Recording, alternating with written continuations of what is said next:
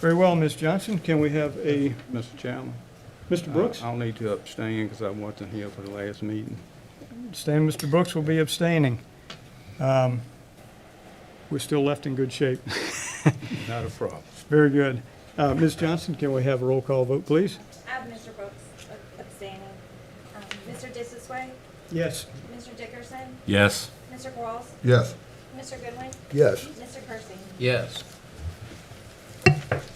June minutes are approved. Next item is consent agenda. There is no consent agenda for the meeting tonight, so we'll move on to the public address. Public address period is a time when anyone who would like to address the Planning Commission on an item that is not a public hearing in tonight's meeting can do so.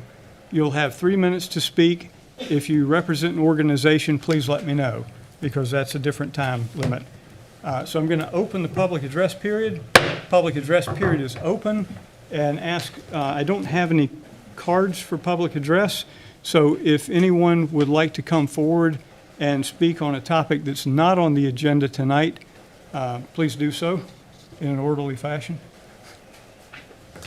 Come forward. When you come up here, state your name and your voting district.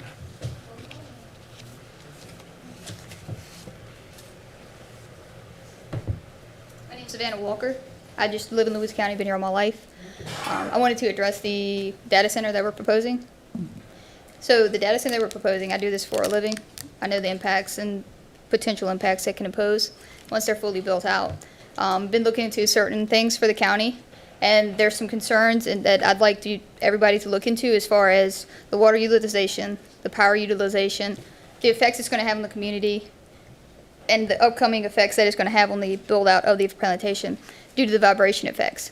Looked at the calculation number due to the water usage and the discharge rates of the plants. Those numbers are completely false. I've sent them out to other engineers as well, just to validate, to make sure that I was not reaching above. And they have validated that those numbers are incorrect. The discharge rates, the numbers that we have in the documents for this build-out and for what we're looking into doing, is incorrect for the county. We need to have somebody that has a better background that can dig into these numbers for the county to make sure that we don't impose negative impacts towards the county. That's all I got. Thank you. Would anyone else like to speak?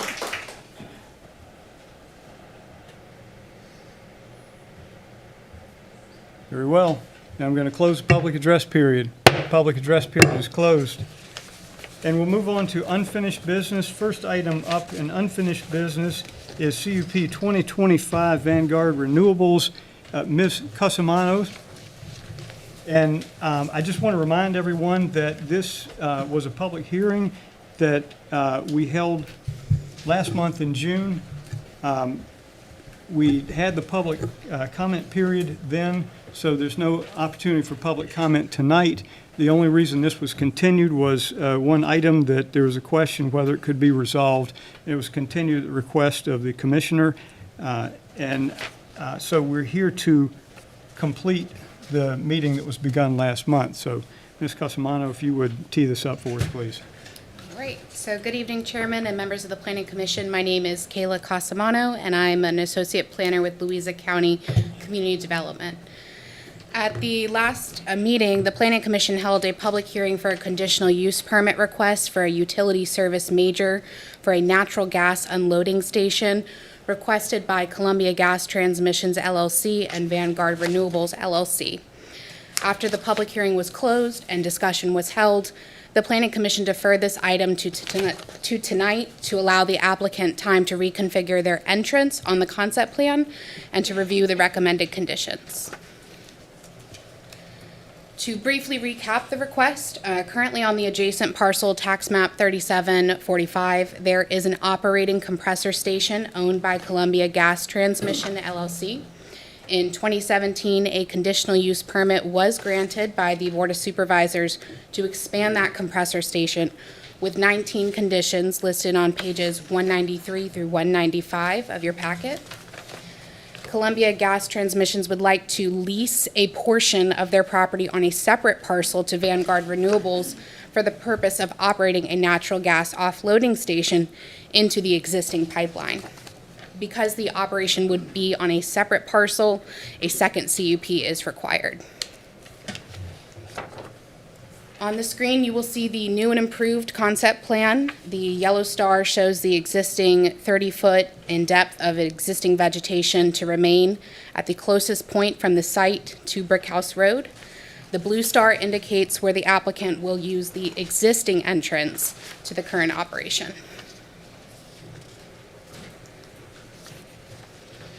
Condition number 4 states that there will be no operations on Sundays without prior written approval from the zoning administrator. Condition number 5 addresses traffic to the site, stating there will be no more than 5 deliveries to the site per day, with a maximum of 28 per week. At this time, the applicant's operation is slated for 2 deliveries per day, with 14 deliveries per week, with only 1 driver. Condition number 12 is updated to match the new concept plan with an increase to the language from a 10-foot to a 30-foot vegetative buffer in width to be established should the existing vegetation become damaged, diseased, or impacted by elements of the site plan review. Condition number 14 addresses the waste disposal during construction and at the end of the project. This concludes my presentation. The applicants are present tonight, and I and staff are ready if you have any questions. Do the commissioners have any questions for staff?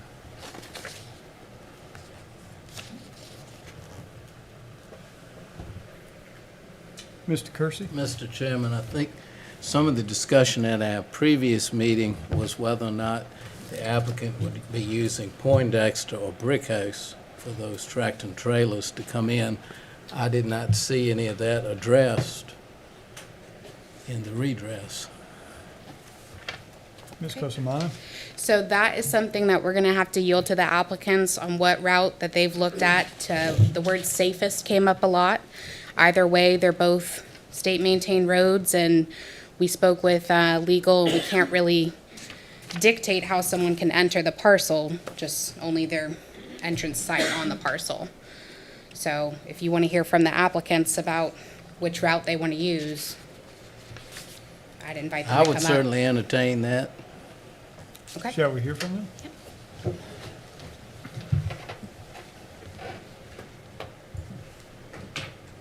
Evening, Board. So to answer the question on Poindexter versus Brickhouse, after some discussions, we're going to be coming down Poindexter Road.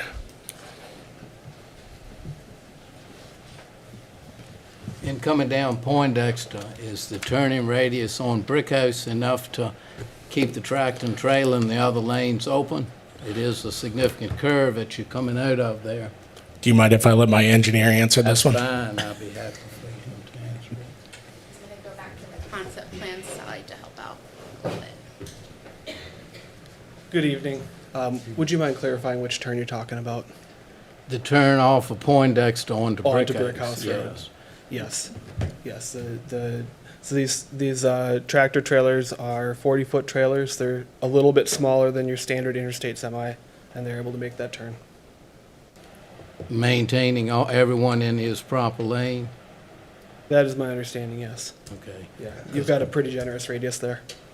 Because I do know that Poindexter, the yellow line that's marked on it, if you notice, some of the pavement is showing previous markings, and you don't have a full lane on each side of Poindexter. I'm sure the representative knows that to be the case, but I drive it fairly often, and I do also know that the shoulders are inadequate.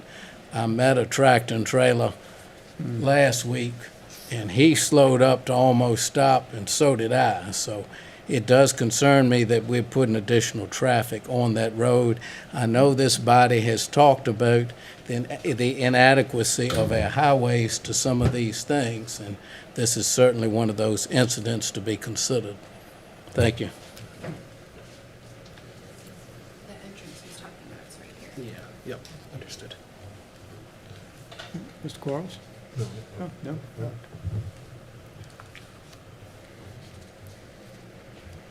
Any other questions or comments?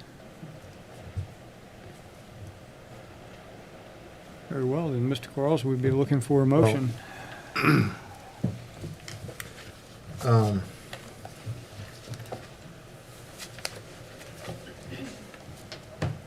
I'll say this. We've worked very hard on this, and I think that the applicant has been flexible. We've adjusted this thing several different times. And the idea, the concept is a thing that I love, the whole renewable. However, the issue is getting it to the site. And getting to the site is just, in my opinion, there's no safe way to do it. I was out there as early as today, but several times yesterday, and sometimes in the past. What I found was, and I took my nephew with me. He was a logistics truck driver, and I said, go down this road. I'm driving down this road. You tell me what you see. Long story short, the road down Poindexter is not a daily drive for a tractor trailer. The shoulders are low. If at some point there are two such vehicles traveling to meet each other, somebody takes a shoulder, somebody possibly flips over. I don't think I want a gas truck flipping over. When I looked at the other way, we went out the other way, brick house. Absolutely not.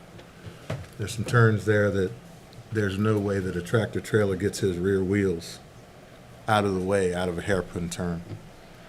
I say that to say all this. Staff's worked very hard at this, and I appreciate it. But I cannot send this up to the board with an approval in good conscience. So my recommendation for CUP 2025-04 it would be to deny that, or denial. I do remind the applicant that there's in this process, there's the board that looks at it as well. You're welcome to take it up to them, but for myself, I can't recommend this. Second. Very well, we've had a motion and a second to deny CUP 2020, or to recommend denial to the Board of Supervisors for CUP 2025-04 Vanguard Renewables. Any further discussion? Ms. Johnson? Mr. Chair, Oh, well- before we take the vote, Mr. Goodwin? just remind people that a yes vote is to deny. Yes, a yes vote is to deny. Thank you. Mr. Brooks? Yes. Mr. Disisway? Yes. Mr. Dickerson? Yes. Mr. Cross? Yes. Mr. Goodwin? Yes. Mr. Kersey? Yes. Very well, the recommendation is to deny. Before I move on with the public hearing schedule for tonight, I do recognize some faces in the crowd that I believe are probably here for the data center, because there has been some discussion about the data center being on the agenda tonight, but it is not on the agenda tonight. We don't have it on the agenda yet. We don't know when it's going to come up. Maybe next month, we don't know. So I know maybe I don't know, the storm was bad last night and your cable's not working or something like that, and you thought you'd come out here and witness something really crazy like a planning commission meeting. But you're welcome to stay if you want to, but there's no further discussion on the data center or anything like that. So I don't want people to have to sit and keep wondering, is this going to come up or not? So, but if you want to stay and watch, that's fine too. We're happy to have more people hanging around. Just didn't want you to spend your time, that's all.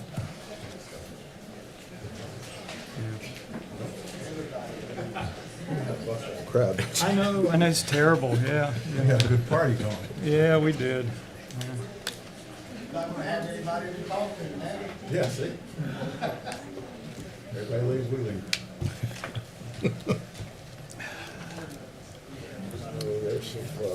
All right. That's a little layer out of the room. That just about took everybody out the room, See, Yes. between me and you. that woman, the woman that spoke, she was the Yep, one yep. that put the message Yep. out that was gonna be on the agenda tonight. Oh, really? Yeah. All right, we'll move on to the first public hearing of the evening, CUP 2025-06 Cellco Partnership, Verizon Wireless, Louisa, let's see, can I make this more specific? No, so I'm going to turn it over. I'm going to turn it over to Ms. Moyer and let her tell us which one this is, since we have two of them. Good evening, Chairman and members of the Planning Commission. My name is Renee Moyer, Associate Planner with Community Development. Before you is a conditional use permit application from Cellco Partnership doing business as Verizon Wireless. Property owners, Louisa County School Board, and Stuart Squires, the agent representing the applicant. The request includes 3 items. First would be the issuance of the conditional use permit for a 195-foot telecommunications tower with a 4-foot lightning rod for a total height of 199 feet in the A2 zoning district in accordance with section 86-154 permitted uses with a conditional use permit and a wireless communication facility greater than 100 feet in height in accordance with section 86-665. The second is a request to find the project in substantial accord with the comprehensive plan. And the third item is a special exception for a reduction of the balloon test requirements, which will be heard by the Board of Supervisors. The property is located on Jewett School Road, Route 648, approximately 0.19 miles from Route 33 Jefferson Highway in the Jackson election district. The 2040 comprehensive plan designates this area of Louisa County as rural outside of any designated growth area. The Board of Supervisors adopted a public facilities plan in 2024 as an amendment to the 2040 comprehensive plan. Implementation of the adopted public facilities plan allows the county the ability to identify the impacts of proposed development and offers the means to consider proposed mitigations. Staff has provided an analysis of the proposed project on pages 199 and 200 of the staff packet. Virginia State Code Section 15.2-2232 is a review conformance with the comprehensive plan and will be voted on by the Planning Commission. Chapter 3 of the 2040 Comprehensive Plan states, the plan protects Louisa's rural character and provides for efficient delivery of public services. Therefore, staff recommends the Planning Commission find the requested application to be in substantial conformance with the Louisa County Comprehensive Plan and Public Facilities Plan, as the proposed tower will replace the existing broadband guide tower currently located at Jewett Elementary and would support communication of those that live and work nearby and those traveling along Route 33.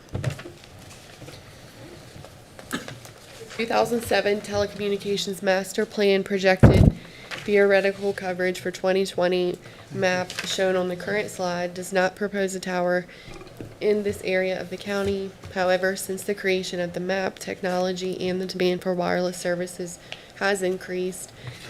Therefore, staff finds the proposed wireless tower at this location complies with the master plan as it may provide improved wireless coverage for the county. A neighborhood meeting was held in the Louisa County Public Meeting Room on June 11, 2025 at 4 p.m., at which one citizen attended to get clarification on the application and had no opposition. Staff recommends 21 conditions for consideration if the conditional use permit is recommended for approval. These conditions can be found on packet pages 202 and 203. That concludes staff's report.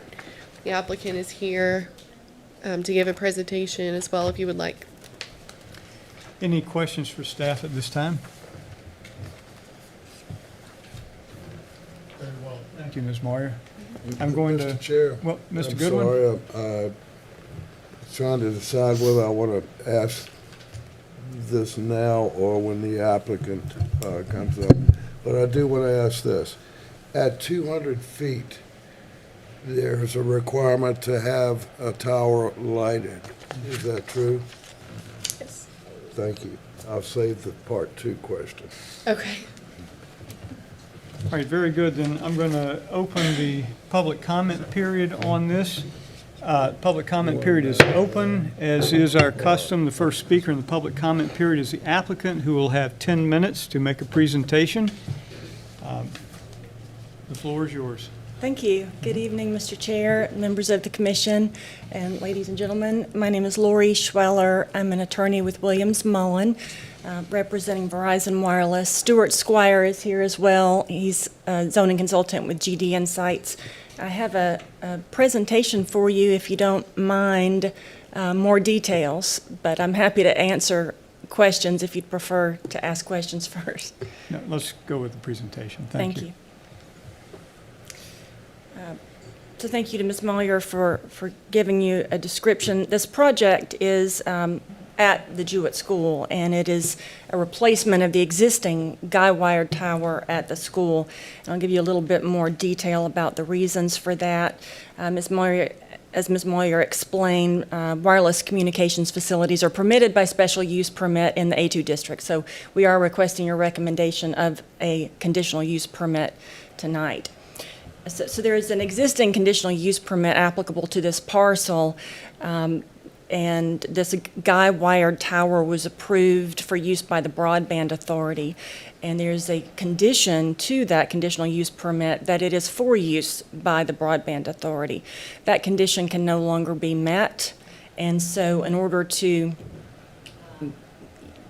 use the project, the property for this use, that would have had to be amended, that condition, which is the same process as requesting a new conditional use permit.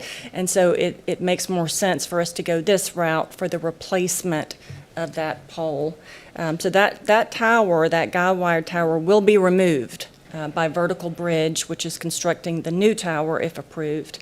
And the new tower will be constructed. And the new tower will be a monopole style, and it will have room for 3 commercial wireless providers, as well as any dishes that the county would like to put on.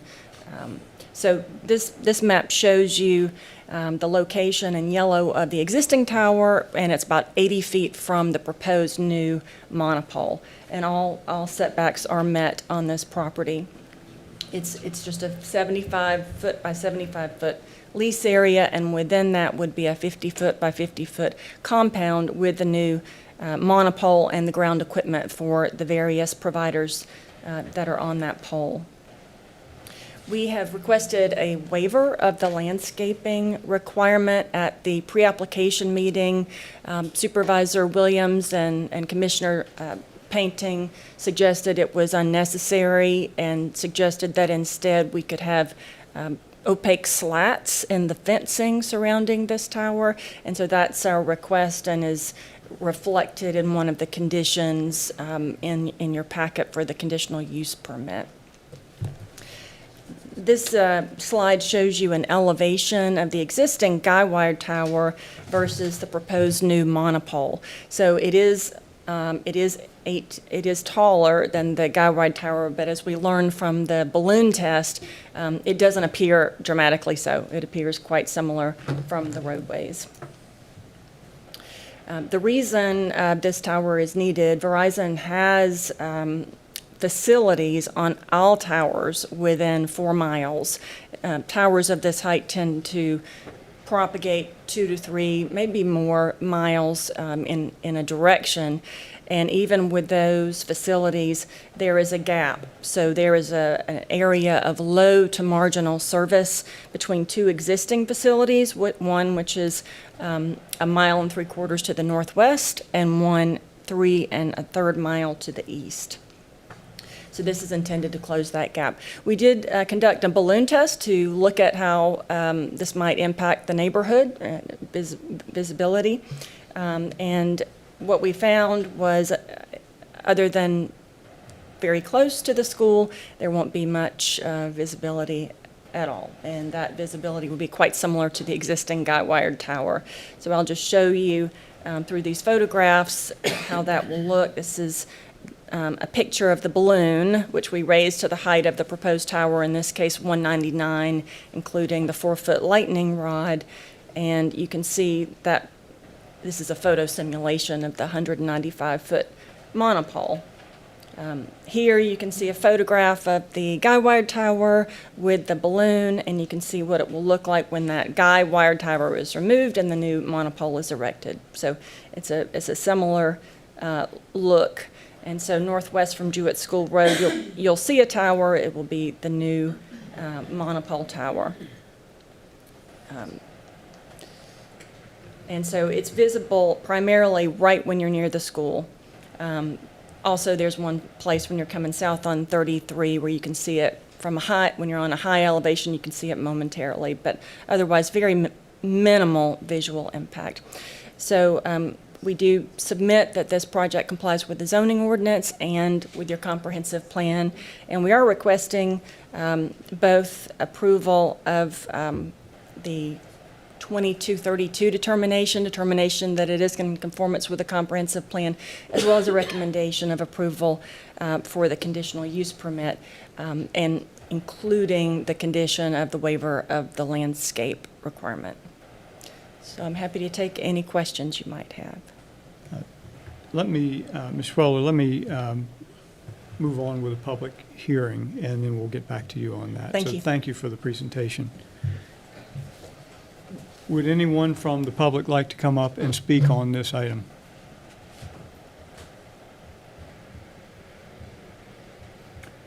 Very well. Normally, after the public has spoken, the applicant will have 5 minutes to discuss anything they've heard from the public. Hearing nothing, I think we can probably dispense with that then. And if no one wishes to speak, then I'm going to close the public hearing. Public hearing is closed, and bring it back to the commission for discussion. Mr. Chair, Yeah. question for the applicant. Mr. Goodwin. Yes, sir. Thank you. You heard my earlier question Yes. about the lighting at 200 feet. Yes. I've been sitting up here for 10 years, and it's just amazing to me that the most effective tower is always 199 feet. Always. 201, 202, maybe even 250 would eliminate the need for additional towers. But the most effective structure is always 199 feet. Can you address that? Well, not being an engineer, I won't be able to get into detail, but I can say in response to that comment, which is well taken, that 15 or 20 years ago, we would have asked for 300 feet, but actually over time, in most locations, and I'm talking about Virginia, the engineers tell me that the level of the towers is such that it actually is better to have them at 199. In other words, the network has to work together, and they don't necessarily get any benefit from having them taller. Now, we do taller towers sometimes when it... That being, excuse me, follow up. Yes. That being the case, why not make it shorter? Why 199? Well, it's certainly true that the taller they are, the farther they will serve, and so the better service you will get. So we very rarely ask for a shorter tower. It's only in response to zoning restrictions that we would ask for a shorter tower. We're trying to serve the broadest area and provide the most co-location opportunity. Most localities do require a certain number of co-location opportunities on a facility.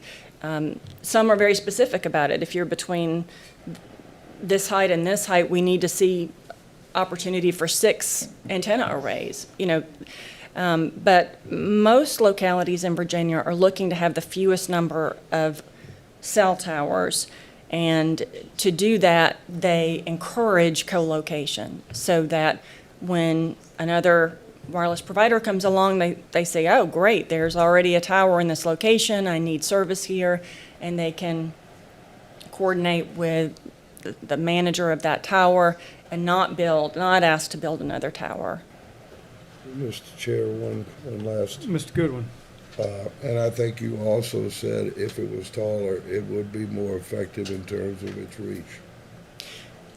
I am not qualified You see, to that was the talk about statement you this. made earlier. That Yes, sir, if the generally taller it speaking, was, generally the further speaking. it would reach. Generally So- speaking, but I'm not qualified to talk about this location and the radio frequency engineers' needs in this location. We ask for what they tell us they need, and in this location, they said, we need a 199-foot tower. Magically. Or Thank you, Mr. Chair. Mr. Brooks? A question from Mrs. Moyer, I guess, first. Condition 12 speaks about routing the emergency 911 calls. I don't see a condition, we used to have a condition about a location will be provided on the tower. That's not on here. And I believe the attorney spoke of a location that would be provided if requested. So, Lori Schroller might correct me if I'm incorrect here, but a few years ago, there was some changes to the telecommunications section of the Virginia State Code, and localities, I believe, are no longer allowed to request a space be reserved on the tower. We used to do that for several years, but that changed a few years ago. But Lori, is that correct? The state code changed? Yes. Yes. Would you elaborate a little bit more on that? All right, well, I guess to follow up on that, if we can't ask for that now, do we have one on the existing tower that we're losing? Are we losing a space if we're going to take the existing tower down? The existing tower, it does belong to the county, so it's only used by government agencies right now. So, from my understanding, talking to IT, they are going to be using Firefly once it's available. And it's our understanding, the applicant can confirm, but it's our understanding that they would allow us to put our equipment on the tower if Firefly isn't available at the time the new tower is built. The applicant is agreeing to do that? Is that right? That is my understanding from talking to IT. It certainly sounds like it'd be a big requirement if we're losing what we have. So, yeah, like I said, right now, I think it is the, local government agencies that use the tower. It's not available for public use. Okay, thank you. Mr. Quarles? Mr. Chair, I'd like to talk to the attorney again. Yes. It's my understanding that you said that you talked about there being positions for different carriers, and then you said that there would be a space reserved for the county. Is that what you? There's room, we show on our elevation drawings that there would be room for Verizon's antennas at the top, 3 more commercial antenna arrays, and then there's an additional room for 2 county dishes we're showing. Okay, when you say room, does that mean that that's designated for the county that or is that just space that could be used by the county? Space that could be used by the county. We actually, at the time that we submitted, Stuart and I didn't have the details of whether the county would be using the tower or not. We did learn, of course, the broadband authority was not using it, but we didn't know the details. And the tower is designed to support such additional equipment. Mr. Chair, following. Yeah, Mr. Quarles? In your conditions, are you reserving, walk me through the process. Why, I know that there's a space for it, okay? There's a space in my car for somebody else to ride, but Right. can they ride is a different thing. Yes, sir. tell me the processes the county has to do to support that. The tower will actually be constructed and owned by a third party, Vertical Bridge. Verizon actually will be a tenant of Vertical Bridge. So the management, the ownership and management of the tower is a different entity. And the county would work with them to lease that space. I don't know if there's any agreement or will be an agreement to donate that space, but Verizon won't own the tower, so we can't commit in our condition for the special use permit to reserve or give the county free space because it's not Verizon's, that's not something we can commit to. Tom Eglin referred to a state law. New legislation was adopted in around 2020 and 2021, around the time that small cells came into being. General Assembly started focusing on wireless facilities, and one of the things they started focusing on was the conditions that can accompany an approval like this. And one of those provisions is that a locality cannot condition the approval of a new wireless facility on the grant of space by the applicant to the county. In other words, we can voluntarily, give you that space, or we can contract with you to lease space, but the approval can't require that space. Understand. Mr. Chair. So, in summary, we're taking down a tower that we own currently and replacing it with a tower that's going to be owned by your client, not your client, but Vertical Bridge, right. Vertical Bridge. And they'll own it, so they'll have the say whether the county can have a space on it. There's space on it, but they'll say whether the county meets the conditions in order to lease it from them. Yes, and I think those discussions are happening now as we work with the county to plan the removal and disposal of the existing tower and what to do with the generator. All those discussions are happening now, but they haven't come to fruition, so I don't have information about what those discussions are with respect to that space. Thank you, Mr. Chair. Mr. Chair, Mr. Goodwin. question for staff. If we have discussions ongoing, are we premature to be considering this request at this point until those discussions are more concrete? Seems like we've asked this question 3 or 4 times, and what we get is there's ongoing discussions. Is this too soon? Is it So- ready for prime time? If the commission would allow me, I'm going to read a small snippet of state code before I go into an answer for that question. So the section we're talking about is Virginia State Code 15.2-2316, subsection 4, subsection 2, condition 8. So the code is saying, in its receiving consideration and processing of a complete application submitted under this section of any zoning approval required for standard process project, a locality shall not condition or require the approval of an application solely on the basis of the applicant's agreement to allow any wireless facility provided or operated in whole or in part by a locality or by another entity to be placed at or co-located at the applicant's project. So I just wanted to read the state code section and what it said and what we're talking about. We spoke with the director of IT this morning about this project, and what we were told in short was, right now there is broadband equipment on the existing broadband tower.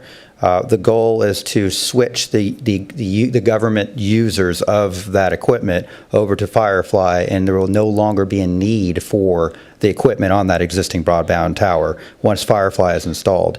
Now, if there is a delay in the installation of the Firefly, IT told me that they were in conversation with whether it's it's the schools are part of this, the Vertical Bridge and others, about having the equipment taken off of the existing tower and placed on the new tower until a point it was no longer needed. That's as much information as I have from you.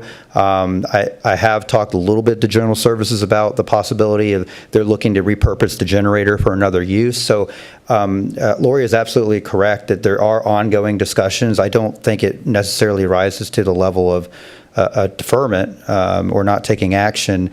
It's just that it's part of the process that staff may not necessarily be involved in with the leasing or the taking down of the tower. So I hope that answers your question. Thank you. Yep. We have news. Breaking news. Mr. Chairman, may I approach again? Yes. Stuart Squire has been discussing while you've been having your hearing with the leasing manager, and I think that we'll be able to come to a condition where we can give the county space for those dishes, but we are so light on details right now that I'd like to ask if we could have those discussions and work on that condition with Mr. Eglin as we approach the Board of Supervisors hearing, but we can commit to giving space to the county for the equipment that it needs in that transition.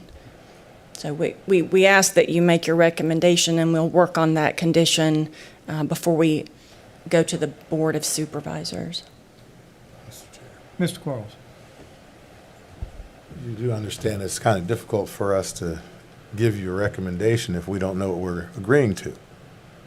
I understand that the board has to look at it also, but if you want a favorable, it would seem like if you'd want a favorable vote, then I need to know what I'm agreeing to. To say that there's space, I know that there's space. I get it. But what does that space cost? What is that in agreements to what the county what the county needs? Because if that space costs some astronomical amount, then it doesn't work for us. So then we lose a tower, and we lose. So we're going backwards at that point. So I think. Yes, Mr. Quarles, to be clear, it's free space for the county on the tower. Free space. That's the So commitment, that's yes. not counting, it's not costing us anything during that period of the, Yes. whatever long that takes. That's right. That's the commitment, Okay. yes. All right, thank you, Mr. Chair. Any further questions?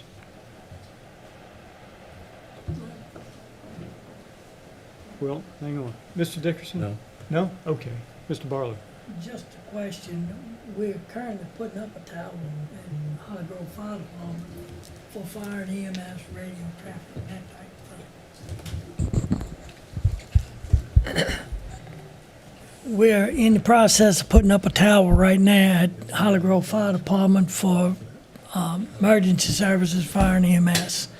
And these towers that we have, I would like to know before it gets to the board level, if indeed there is no use for the tower that's there for fire and EMS radio services, because we don't want to give up a tower while we're right in the midst of putting up another one. So I think I would like to see that addressed, certainly before it gets to the board. And before this tower is dismantled, to make sure that it's not affecting the fire and EMS radio service that we have. It may not be, but I'd like to know before it's torn down. Mr. Chair, to clarify, there are dishes, the county-owned dishes on the guy-wired tower now, and we are committing to give the county free space to put those dishes, same equipment on the new tower. Not future equipment, not new equipment, but existing equipment on the new tower for free. We understand from the county that won't be needed forever, but obviously we don't know what that time limit is. I believe, and to address your concern, that your wireless consultant did a study to make sure that there wouldn't be any interference from this tower with the county equipment. So that's part of the packet that Ms. Moyer provided. The only thing I saw in here about the fire and EMS was that, they didn't think it would be a problem. If that tower is not necessary, then I'd say we don't need to hold on to it. But I think that needs to be found out and addressed before we start dismantling something. We can check with IT again, but they said that the tower is not going to be needed anymore once they have Firefly. That's the only thing it's being used for right now was the broadband authority before, we got the wireless internet. So, and you may want to check with Chris Lee, who's heading up this, the radio service with the fire department and the emergency services, to make sure that we can't utilize that tower for radio services and that kind of thing. I'm surprised there isn't something on it anyway. As hard a time as we've had getting service over in the Jewett, in that area, transmitting all the way to Holly Grove. I just would like to be sure before it gets to the board. I think those questions need to be answered. Okay. Thank you. Any further questions? Very well, and this item is in Mr. Painting's district. He's not with us this month, so the board is looking for a motion on this. Chairman, I'll be glad to make the motion in Mr. Painting's Two absence. motions. Right, one at a time. I move for the recommend approval to the Board of Supervisors of CUP 2025-06.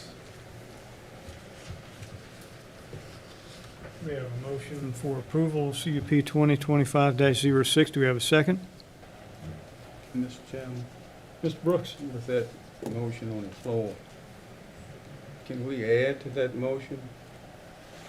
I'd like to have a second before we add to it, but I'm Well, happy to it's- see it amended. Well, I agree with moving this forward, but I think something needs to be said about what happens in the interim between these two towers, and if we have a space. Very well. Are you offering an amendment? If that's what it takes. I would like to hear it, yes.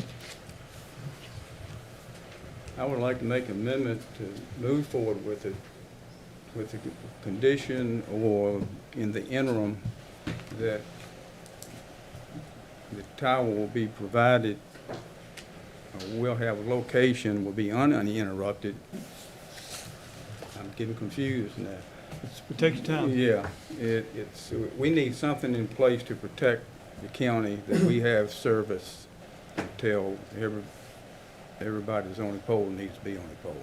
Right now, I'm not hearing where we have a commitment that I just heard from the attorney, that we will have a space.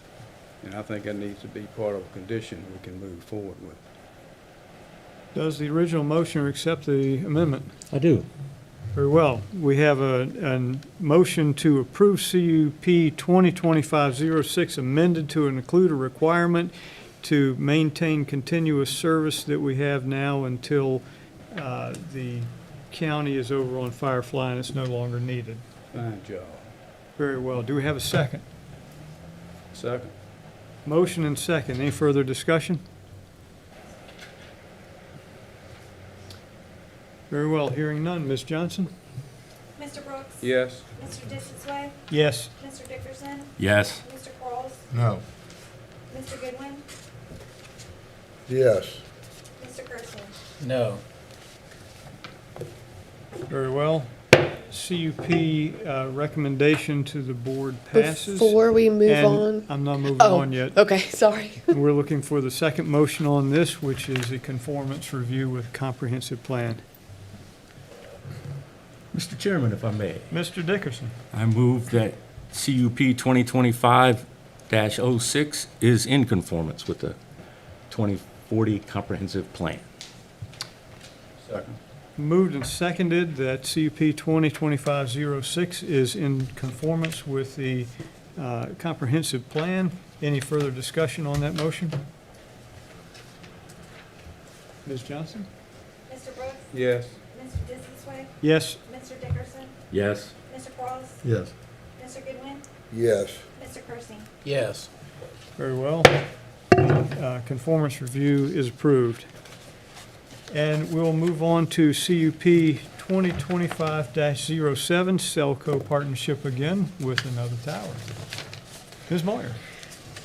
Good evening, Mr. Chairman and Commissioners.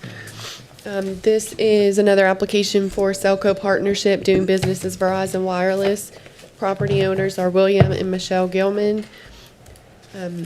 This is also a two-part.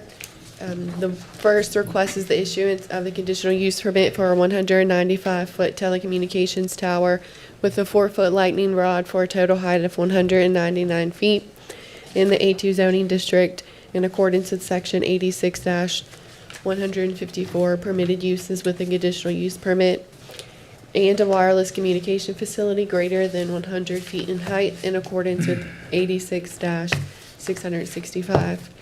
The second is the request to find the project in substantial accordance with the comprehensive plan. This property is located approximately 0.28 miles from the intersection of Zachary Taylor Highway and Chopping Road. It is fronting on both state routes with the proposed tower site accessing from Route 522 Zachary Taylor Highway in the Mineral District. The proximate location is marked with a star on the current slide of where the tower is proposed. The 2040 comprehensive plan designates this area of Louisa County as rural outside of any growth area. The Board of Supervisors adopted a public facilities plan in 2024 as an amendment to the 2040 comprehensive plan. Implementation of the adopted public facilities plan allows the county the ability to identify the impacts of proposed development and offers the means to consider proposed mitigations. Staff has provided analysis on the proposed project on pages 262 and 263 of the staff packet. Virginia State Code Section 15.2-2232 is a review for conformance with the comprehensive plan and will be voted on by the Planning Commission. Chapter 3 of the 2040 comprehensive plan states, the plan protects Louisa's rural character and provides for efficient delivery of public services. Staff recommends the Planning Commission find the requested application to be in substantial conformance with the Louisa County Comprehensive Plan and Public Facilities Plan, as the proposed tower is located between two growth areas on Zachary Taylor Highway, which has an annual average daily trips of 4,900, and Chopping Road, Route 623, which has an annual daily trips of 4,100. The 2007 Telecommunications Master Plan projected theoretical coverage of 2020 map shown on the current slide does not propose a tower in the area of the county. However, since the creation of the map, technology and the demands for wireless services have increased, staff finds the proposed wireless tower at this location complies with the master plan as it may provide improved wireless coverage for the county. A neighborhood meeting was held in the Louisa County Public Meeting Room on June 11th, 2025 at 4 p.m., which no citizens attended. Staff recommends 21 conditions for consideration if the conditional use permit is recommended for approval. These conditions can be found on packet pages 265 and 266. This concludes staff's report, and the applicant is here as well. Very well. Ms. Moyer, are we removing any towers with this one before? Very good. I just No. wanted to clarify that to begin with. Very good. Thank you. Any questions for staff at this time? Very well. Mr. Chair. Mr. Goodwin. We spent some time talking about engineered break-off points. How did we get away from doing that? Because I don't see that addressed in either one of these CUP requests.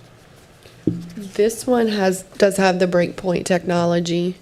The first one didn't. So their setbacks are based on 110% height of the tower. But this one does have breakpoint technology, which is in here. I believe it is 49 feet? 49 feet. I believe we made an ordinance change on that. So that's remember now something. an I just- ordinance requirement. Okay. But I'll defer to staff on that as to why it may or may not appear in here now. Good evening, Chairman, members of the commission. The applicant, according to the current code, does have the option to choose between breakpoint and non-breakpoint. Without me pulling the code up in front of me and me trying to do it from memory, if you're not using breakpoint technology, the calculation is you must do 110% of the hot tower height is your fall radius. So you take the 199, multiply by 110%, that's your fall radius. That was Jewett, the Jewett tower we just voted on a moment ago. This particular tower that we're talking about right now does have breakpoint technology. The code that we adopted was 100% of the distance from the break point to the top of the tower, which is why I believe if you look in your packet, it's about 150-foot radius. On the sheet, we can try to figure out which packet page that is. Typically, tower breakpoints are a little higher than around 50 feet. This particular tower, it must be a different designer. We normally see them around like 130, 150, which means that it actually has a smaller radius. But this one has 150 some odd radius because of the distance from the breakpoint to the top times 100%. I hope that answers your question. Thank you. Thank you. Any other questions for staff at this time? Very well, then I'm going to open the public comment period on this. Public comment period is open, and again, we start with the applicant, who will have 10 minutes to make a presentation. Ms. Weller. Thank you, Mr. Chair. Commissioners, as Ms. Moyer explained, this project is proposed for Zachary Taylor Highway, Route 522. It's intended to improve service for this growing area between Mineral and Wares Crossroads, as well as to travelers on the roads, 522 New Bridge Road and nearby local roads. Verizon has towers within the 4-mile area that would serve this area, but they are all overloaded, so we need additional capacity in this area. So there are no co-location opportunities. If there were other towers that we could put antennas on, that would be the preference, but Verizon Wireless has antennas on all 4 towers within a 4-mile radius, as you can see in the lower map, so we're looking for a new location. Verizon recently upgraded the site at 977 Chopping Road to add 5G service at a lower band, which is good for suburban and rural areas. And it co-located on the tower near the Louisa County Fire and EMS Training Center at 26 Sacred Heart. But already the sector that faces Mineral is overloaded, so a new tower is needed in this location. This parcel is very large, and you're probably wondering why the location was selected on the parcel close to the road. And the reason for that is manifold. There are topographical reasons primarily, and I'll show you the parcel is heavily wooded. So one of the reasons is that the location selected would not require tree clearing the way it would if you were farther back on the site. Another reason is that from the road, the land slopes dramatically downward as you move away from the road, and there's a ravine with a stream in it. And so the location avoids streams, flood zones, cutting of trees, and slopes. And so it's a surprisingly well secluded area, though, because of the bends in the road and the trees. It's not visible from all those houses that you see along the road north of the site. So the site layout is very similar to the one you saw previously, a 75-foot by 75-foot lease area. It would have a landscaping buffer around the ground equipment. And this is the elevation's very similar as well. It's just a monopole, gray monopole, and it would have room for a number of co-locators if other wireless providers wanted to co-locate on this location.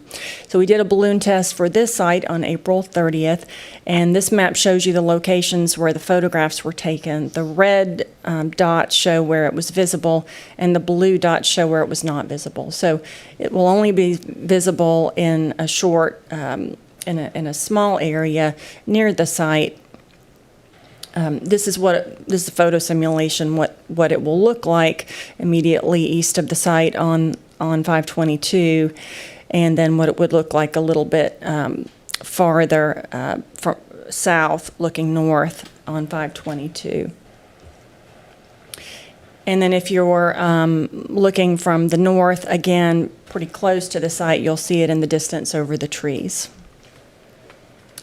But other than that, all of these views from the northeast, because of the bends in the road and the trees, and these views from the southeast, and from the south and southeast, it just wasn't visible. And if you drive around on the residential roads east of 522, you couldn't see the balloon from those locations either. So because of the heavy tree cover in this area, it will be well screened.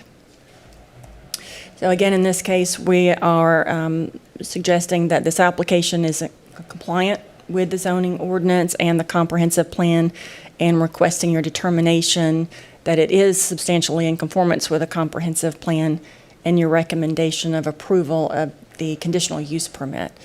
And I'm happy to take any questions you might have. Let me move on with the public address. Yes, sir, thank public you. address comment period, and then we'll come back. Thank you. Thank you.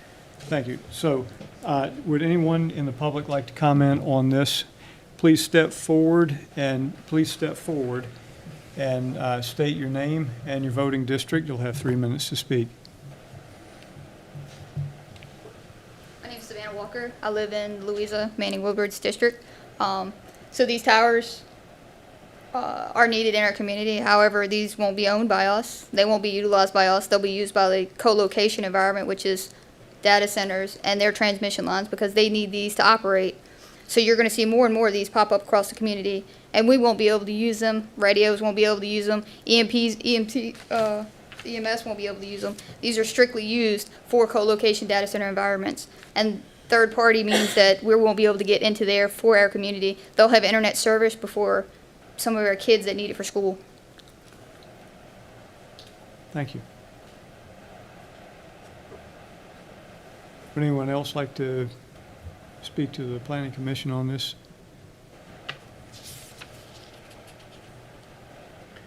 Very well. And Ms. Schweller, the applicant does have 5 minutes at the end of public hearing to address anything they might have heard. So, thank you. Commissioners, this particular facility is intended to serve the residents in this area between when I travel along this area, I see lots of new subdivisions. I saw at least 2 new subdivisions, new golf course community, new breweries. There are even new roads being built for new commercial. So it is intended to serve the people who live there and the people who are moving there, both residents and small businesses, and the visitors to the small businesses, and people traveling along the highways in that area. So it is intended to serve Louisa County citizens. Thank you. thank you. So I'm going to close the public comment period now. Public comment period is closed, and bring it back to the commission for further comments. Any commissioners?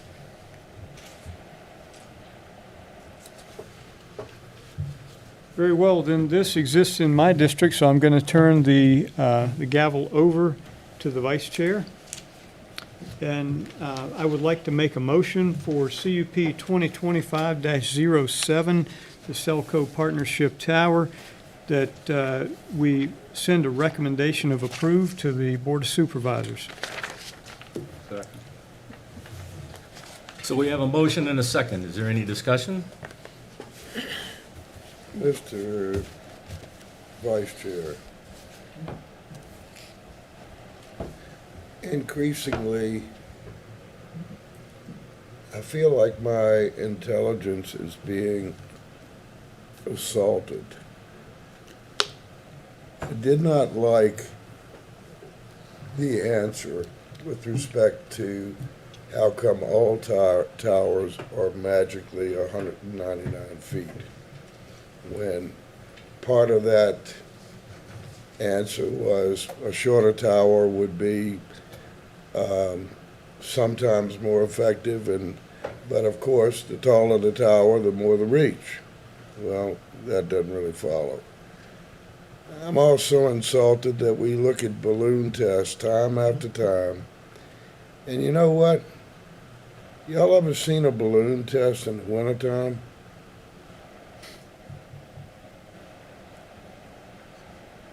I'm sorry. I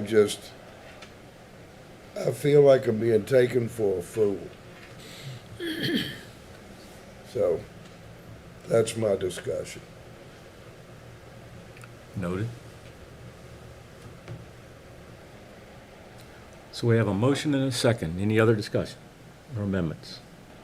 Hearing none, Ms. Johnson, if you grace us with a roll call vote. Mr. Brooks? Yes. Mr. Dissisway? Yes. Mr. Dickerson? Yes. Mr. Cross? Yes. Mr. Goodwin? Yes. Mr. Kersey? Yes. So the motion carries. Second part. Yes, so, Mr. Chair, or Mr. Vice Chair, I would like to make a motion to find that CUP 2025-07 is in conformance with the comprehensive plan. Second. So we have a motion and a second. Any discussion or amendments?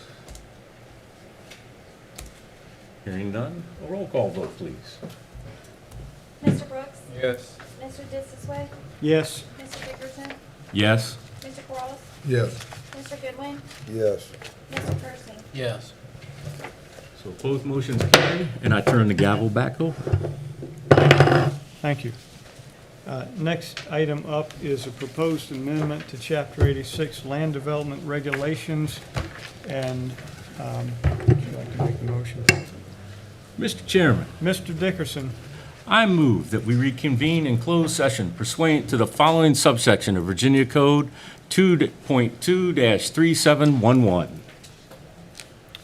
we have a motion to go into executive session, or closed session.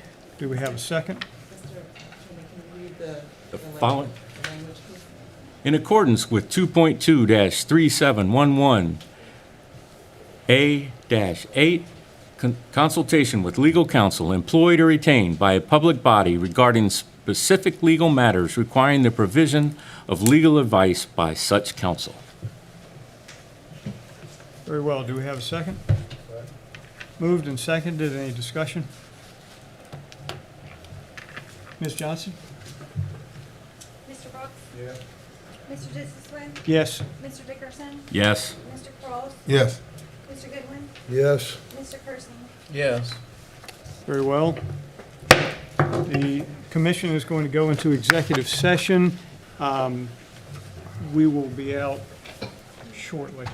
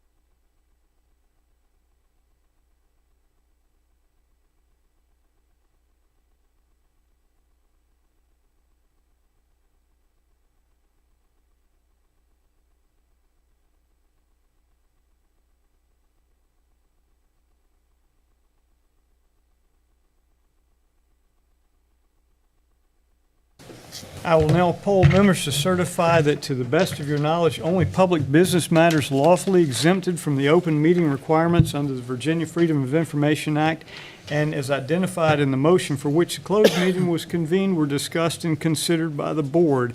If any member believes the board varied from the purpose stated for the closed meeting, please state so and the reason prior to casting a vote. And the request is, do you certify that to the best of each member's knowledge that, one, only public business matters lawfully exempted from open meetings requirements under this chapter, and two, only such public business matters as were identified in the motion by which the closed meeting was convened were heard, discussed, or considered in the meeting by the public body? Gordon Brooks? Yes. Matt Kersey? Yes. George Goodwin? Yes. Ellis Quarles? Yes. Jim Dickerson? Yes. John Dissisway, yes. Very well.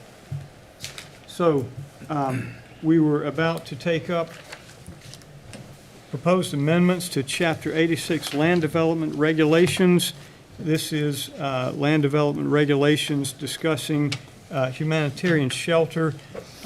We have determined from review that the language that is presented in the package that was provided does not match the language that was approved by the Planning Commission during the work session in June. Therefore, we are going to, the chair is going to entertain a motion to remove this item from the agenda tonight and move it to the August meeting. Mr. Chairman, so moved. Mr. Quarles has moved. So moved. Mr. Dickerson is second. Mr. Chairman, Mr. Brooks? I'm going to abstain since I was not at the work session last month. Very well. Mr. Brooks is going to abstain. Any further discussion on the motion? Ms. Johnson? Mr. Brooks? I'm sorry, he abstained. Mr. Dissisway? Yes? Mr. Dickerson? Yes. Mr. Quarles? Yes. Mr. Goodwin? Yes. Mr. Kersey? Yes. Very well. The motion carries. This item is removed from the agenda tonight and will be moved to the meeting in August. And my apologies for those of you who came tonight for this. This was not intended, but we do want to preserve your options to speak, to have your voices heard, and to participate in this process. So we're trying to do this to accommodate everyone as best as possible. So please bear with us and thank you. All right, next on the agenda is proposed amendments to Chapter 86 Land Development Regulations for subdivisions, lot requirements. And Ms. Buckler, is that you? Yes. Very good.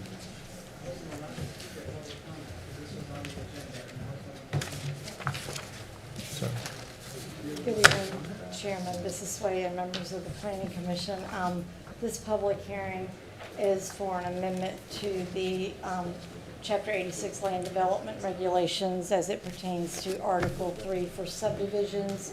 In the last phase of amendments that went to the Board of Supervisors that was adopted on June the 16th, there was one item that staff had discussed with the board, and it's related to Section 86-587 location, and it is to make reference that the dedication of rights-of-way on plats could be to the County of Louisa for public use or to the Commonwealth of Virginia as required by the Virginia Department of Transportation that item, that code section was not advertised for that public hearing, so it was referred back to the Planning Commission for recommendation to the board. So that basically concludes staff's report. It's in your packet on page 3. The language is on page 345. Any questions for staff at this time? Mr. Chair, Mr. Goodwin? Linda, I'm slow on the uptake. Can you give me this in layman's terms? Yes, sir. So our subdivision ordinance requires that when a subdivision is completed, if the existing right-of-way along a state road is not a 50-foot right-of-way, that dedication of additional right-of-way be made on that subdivision plat for any future road improvements that may take place. There are certain roadways, and in most cases, that dedication is going to be to the County of Louisa for public use. There are some instances, specifically like on Route 15, which is a major highway, that dedication is to the Virginia Department of Transportation. So what we did was clarify in here that that dedication could be to either the County of Louisa or to the Virginia Department of Transportation as required by the Virginia Department of Transportation, because it is their agency that requires who the dedication is made to. Thank you. A follow-up. Yes. The reason I asked for that clarification, it seems to me that we had a discussion about maybe 2-3 months ago about the county not taking responsibility for land. You remember that? Yes, sir, and that is correct. We have amended, one of the amendments that was, I believe, just adopted in June included the language that for new internal subdivision streets, the county, based on the State Code of Virginia, is not responsible to complete any improvements as part of those projects. This is different from that. This is dedication of right-of-way on existing state roads. Okay, I just want to make sure that these were not somehow connected, because when I read this, I read it 3 or 4 times, I said, I need the layman's terms. Yes, separated from the rest of the code, it's difficult to place where it goes, but yes, it's separate from the other language that we included. Yes, sir. Thank you very much. Thank you, Mr. Chairman. Any further questions for staff? Not a question, just a comment. Mr. Barlow? When we were going through this thing in the planning commission, pretty much what we adopted was what you all had recommended. And we just happened to find that section 587 didn't allow you to dedicate it to the county, which especially in some of these interior roads, it has to go to the county first. And then there's a resolution to go to the board of to the VDOT. The way the wording was in the ordinance, it just said to the Commonwealth of Virginia, and we have been dedicating to Louisa County and for future road use for several years now, and just realized that the way it was worded in the ordinance didn't allow us to do that. So this is merely to add the County of Louisa in there so that it can be either or. I mean, it's cleaning up something that's been in the ordinance for a while that we didn't realize that the way the ordinance was written, it had to go directly to VDOT or Commonwealth Virginia, and that's not what we've been doing. So this just cleans it up. Thank you. All right, very well, then. No further questions for staff. I'm going to open the public comment period. Public comment period is open. This is a staff recommendation, so there's no applicant, so we'll go directly to anybody who wishes to comment on this ordinance change. With no one wishing to comment on this ordinance change, we will close the public comment period and bring it back to the commission for further comment. Any questions or comments?